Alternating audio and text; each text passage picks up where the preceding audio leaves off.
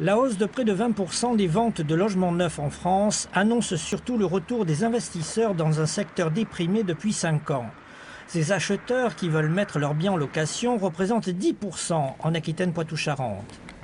C'est une poussée que l'on attendait, puisque l'année dernière, lorsque le Premier ministre a décidé de gommer et de toiletter le dispositif Duflot et d'instaurer le dispositif Pinel, on savait parfaitement que ça allait donner et bien booster la vente de logements. C'est ce qui se produit aujourd'hui.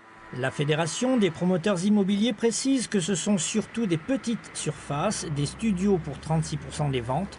En revanche, pour les adhérents de la Fédération du bâtiment, le marché des logements neufs autorisés était en chute libre en 2014.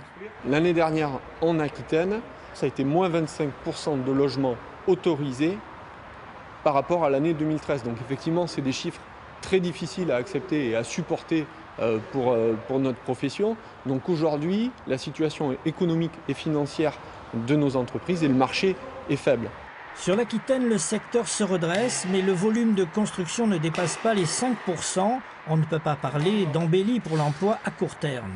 Nous, en tant qu'entrepreneurs du bâtiment, il nous tarde que d'une chose, c'est effectivement de construire plus et d'embaucher des salariés, d'avoir des collaborateurs supplémentaires pour accompagner cette production et cette demande.